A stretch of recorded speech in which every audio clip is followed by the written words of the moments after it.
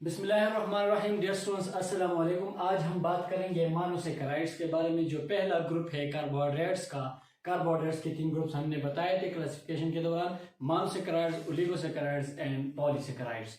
यहाँ पे मोनोसेकेराइड्स का तस्करा करेंगे। मोनोसेकेराइड जो 2 अल्फाज से बना हुआ है। Mono means one and saccharide जो है that is a word derived from saccharon, a Greek word saccharon that means sugar. तो मोनोसेकेराइड्स डिफाइन हम इस तरह करते हैं कि these are the carbohydrates that are composed of single sugar units. Single sugar units, वो कार्बोहाइड्रेट्स जो सिर्फ एक ही शुगर यूनिट के बने होते हैं उनको हम मोनोसेकेराइड्स कहते हैं। और चूंकि इससे और जो है ना मतलब नंबर ऑफ यूनिट्स कम नहीं किए जा सकते क्योंकि एक शुगर यूनिट है, इसी वजह से ये सबसे सिंपलेस्ट कार्बोहाइड्रेट्स हैं। These are the simplest of all. तो इन मोनोसेकेराइड्स को पहचानने के लिए कुछ खास किस्म के कैरेक्टर्स हैं, प्रॉपर्टीज हैं, जिसके बेस पे हम इनको पहचान सकते हैं। आते हैं उसकी तरफ। तो मैं पहला जो वो है हमारे पास प्रॉपर्टी है या कैरेक्टर है इनका, that is that the monosaccharides are the simplest sugar units. सबसे सिंपलेस्ट शुगर्स जो हैं वो मोनोसेकेराइड्स हैं। These are the simplest sugars are simplest carbohydrates, क्योंकि सबसे कम शुगर यूनिट्स के बने होते हैं। अच्छा, फिर जो है फर्दर, चूंकि ये एक शुगर यूनिट के बने हैं तो हमने पहले एक वीडियो में हाइड्रोलिसिस और कंडेंसेशन की बात की थी। इसकी हाइड्रोलिसिस फर्दर पॉसिबल नहीं है, ठीक है। तो एक और प्रॉपर्टी फिर ये बनती है कि दे कैन नॉट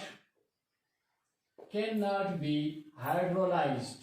इनका फर्दर हाइड्रोलिसिस जो है वो हम नहीं कर सकते, क्योंकि हाइड्रोलिसिस तभी पॉसिबल होता है जब एक से ज्यादा यूनिट्स इकट्ठे हो चुके हों, ग्लाइकोसाइडिक बॉन्ड्स हो इनके दरमियान, तो उनको ब्रेक किया जा सकता है। क्योंकि शुगर के दरमियान जो बॉन्ड होता है उसको ग्लाइकोसाइडिक कहते हैं। तो ग्लाइकोसाइडिक को ब्रेक करके हम हाइड्रोलिसिस कर सकते हैं। ये चूंकि एक ही यूनिट है तो हाइड्रोलिसिस इनका पॉसिबल नहीं है। फर्दर इनका कंडेंसेशन अलबत्ता कर सकते हैं, ठीक है। They can undergo condensation. अच्छा, ये कंडेंसेशन करेंगे तो फिर क्या होगा? कंडेंसेशन पे ये फर्दर ओलिगोसेकेराइड्स एंड पॉलीसेकेराइड्स बनाते हैं। अपॉन कंडेंसेशन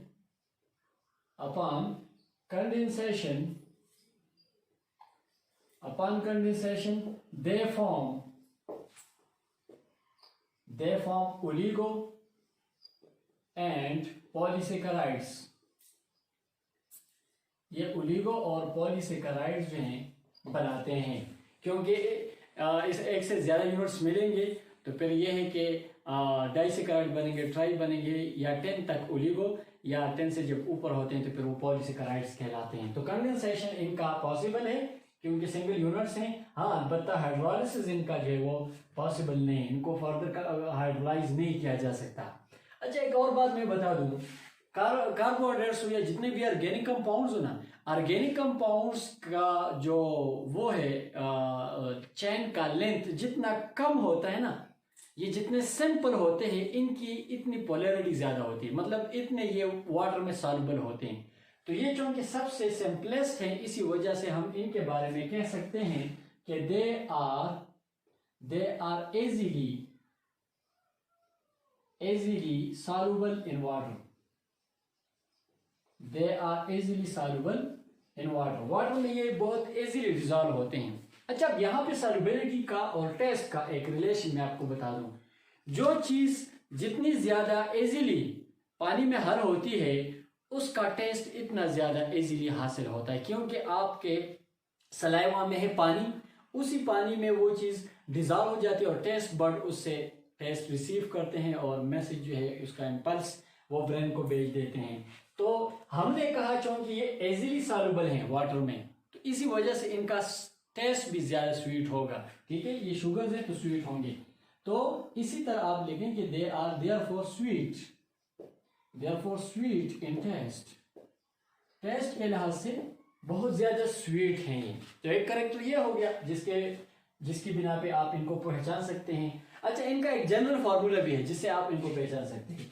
जनरल फार्मूला इनका है CnH2nOn, या इसकी जगह आप इस तरह भी लिख सकते हैं CH2O n टाइम, वही एक ही चीज है। यहां हमने n कॉमन दे दिया। तो बाज बुक्स में ये फार्मूला देते हैं जनरल फार्मूला, बाज बुक में ये जनरल फार्मूला देते हैं। n क्या है इसमें, चाहे यहां हो या यहां हो, n means number of carbons. फिर जब आप जो नंबर ऑफ कार्बन इसमें डाल देते हैं वही जो है ग्लूकोज बनेगा, सॉरी वही मोनोसेकेराइड बनेगा। यानी जैसे कि फर्ज किया आप अगर कार्बन की तादाद 5 ले लें तो ये C5H10O5 बन जाएगा, and this is what, this is the pentose sugar. इसी तरह अगर आप 6 ले लें कार्बन की तादाद तो C6H12O6 जो कि ग्लूकोज, फ्रक्टोज या गैलेक्टोज बन जाता है। तो ये जनरल फार्मूला है। कार्बन की तादाद आप इसमें डाल के जो है पूरा फार्मूला मालूम कर सकते हैं। पूरा फार्मूला वो क्या है कि मालूम कर सकते हैं इजीली। अच्छा, ये जो है ना कुछ कैरेक्टर्स हैं जो जिसके बिना पे हम मोनोसेकेराइड्स को पहचान सकते हैं। अब हमारे पास जो है एक पॉइंट आप नोट कर लें कि मोनोसेकेराइड्स में कार्बन की तादाद जो है, कार्बन की तादाद, number of carbon that is usually 3 to 7, 3 से लेकर 7 तक कार्बन की तादाद होगी। ये मतलब एक ऑब्जेक्टिव आपका बन सकता है कि how many carbon are there in the different examples are different molecules of monosaccharides. So their number of carbon ranges from 3 to 7। ये 3 से लेकर 7, 3 से कम नहीं होंगे, 7 से ज्यादा नहीं होंगे। Now depending upon the number of carbon whether it is 3, 4, 5, 6 और 7, कौन सा है, ठीक है, उस पर डिपेंड करते हुए monosaccharides can be further classified. इनको हम फर्दर क्लासिफाई कर सकते हैं। और इसी तरह जो है हम क्या कर सकते हैं, on the basis of number of carbons हम क्या करते हैं, हम मोनोसेकेराइड्स के मुख्तलिफ टाइप्स बताते या क्लासेस बताते हैं।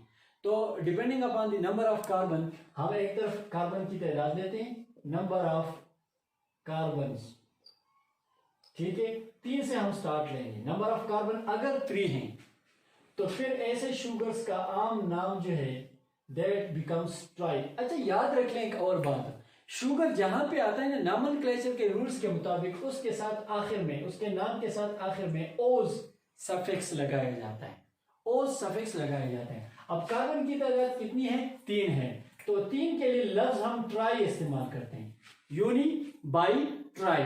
इस तरह 4 के लिए टेट्रा, 5 के लिए पेंटा, फिर hexa, hepta, octa, nona, deca and so on. अगर 3 कार्बन है तो इसके लिए ट्राई यूज होता है। ट्राई के साथ ओज सफिक्स लगाएं तो ये बन जाएगा ट्रायोस, जिसमें जिन मोनोसेकेराइड्स में कार्बन की तादाद 3 होती है उन्हें हम ट्रायोस कहते हैं। जिनमें इसकी तादाद जो है 4 हो उन्हें हम टेट्रोस कहते हैं, they are called as Tedros.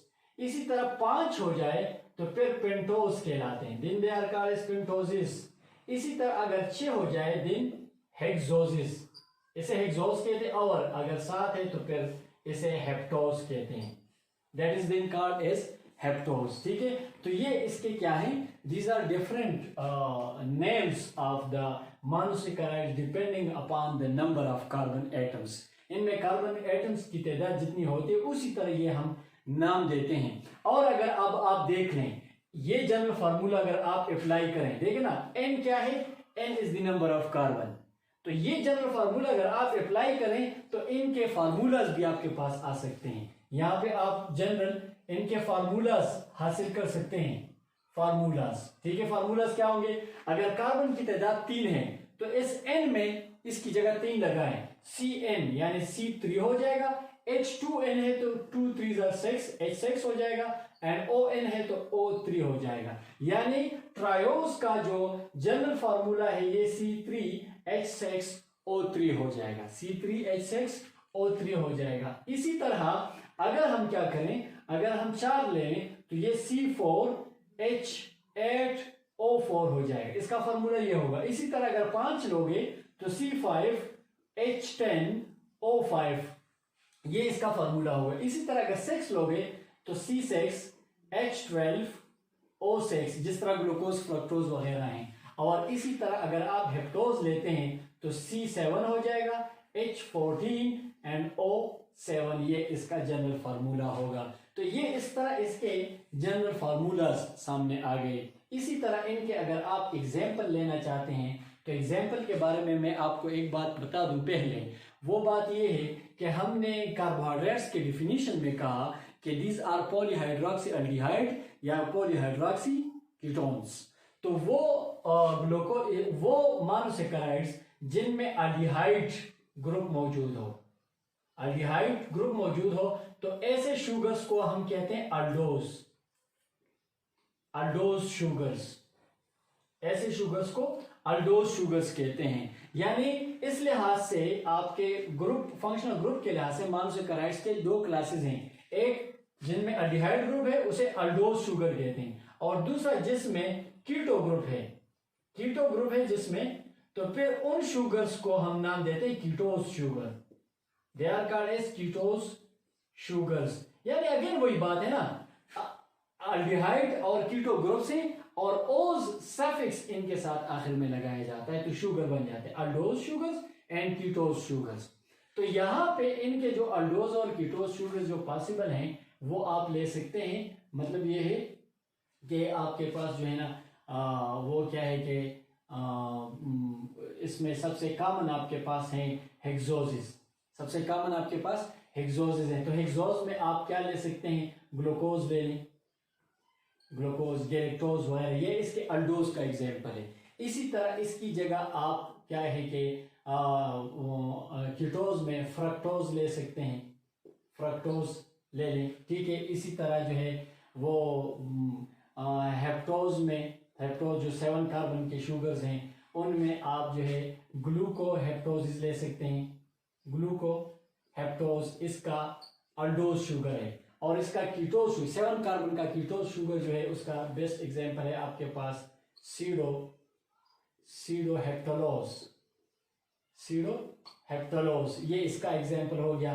पेंटोजिस में भी आप ले सकते हैं। पेंटोज में आपके पास क्या है, राइबोज, राइबोज, ठीक है। और इसी तरह इसमें डीऑक्सीराइबोज भी आता है। डीऑक्सीराइबोज भी 5 कार्बन का बना है। बस फर्क ये है, डीऑक्सीराइबोज में फर्क ये है कि ये राइबोज से 1 कार्बन कम है। डीऑक्सीराइबोज, डीऑक्सीराइबोज, इसमें यह है कि C5 होगा, H10 होगा, O5 नहीं, O4 होगा। इसमें 1 ऑक्सीजन इससे कम होगा क्योंकि कार्बन नंबर 2 से ऑक्सीजन निकला होता है। तो राइबोज और डीऑक्सीराइबोज इसके अल्डोज का एग्जाम्पल है, और राइबोलोज इसका कीटोज का एग्जाम्पल है, राइबोलोज शुगर, ठीक है। ये इसके राइबोलोज शुगर्स हैं। इसी तरह टेट्रोज में जो है आपके पास एरेथ्रोज बन रहा है, एरेथ्रोज, ठीक है, एरेथ्रोज, एंड इसका कीटोज जो है एरेथ्रोलोज एग्जाम्पल है, ठीक है। इसका वो जो है एरेथ्रोलोज है। So these are different examples of the monosaccharides. ठीक, ये इन मोनोसैकेराइड्स के मुख्तलिफ एग्जाम्पल्स हैं जो आप लोग नोट कर सकते हैं। हमने क्या किया, हमने on the basis of functional group classification कर लिया इसका, अल्डिहाइड और कीटो ग्रुप के बेस पे अल्डोज शुगर एंड कीटोज शुगर्स, और इस तरह on the basis of number of carbon भी हमने इसकी क्लासिफिकेशन कर लिया। On the basis of number of carbon यानी 3 होगा तो ट्रायोज, 4 होगा tetrose, pentose, hexose and heptose, जिसमें आपके पास सबसे कॉमन हेक्सोसिस हैं। हेक्सोसिस सबसे कॉमन है। These are the most common and abundant, most common and abundant monosaccharides, most common and abundant monosaccharides, ये सबसे कॉमन और abundant, जैसे कि ग्लूकोज है, फ्रक्टोज है, गैलेक्टोज है एंड सो ऑन। तो ये आपके पास सबसे कॉमन वो हैं। So this is a little bit about the introduction and characters of the monosaccharides. फिर फर्दर मोनोसैकेराइड्स का केमिकल स्ट्रक्चर कैसा है, ये रिंग फॉर्म कैसे, इसको जब आप पानी में डिजॉल्व करते हैं तो ये रिंग्स बनाते हैं, रिंग्स कैसे बनाते हैं, और इनका जो है ना ऑप्टिकल आइसोमेरिज्म में फिर रोल है। तो उसके लिए फिर आइसोमेरिज्म इंशाल्लाह कोशिश करेंगे कि पूरा डिस्कस कर ले, stereo isomerism, structure isomerism, optical isomerism वगैरह इंशाल्लाह ये करेंगे। तो कोशिश करेंगे कि वो भी कर लें साथ में। फिलहाल आज के लिए काफ़ी है। नेक्स्ट तब तक के लिए, नेक्स्ट वीडियो तक इजाज़त दीजिएगा। अल्लाह हाफिज़।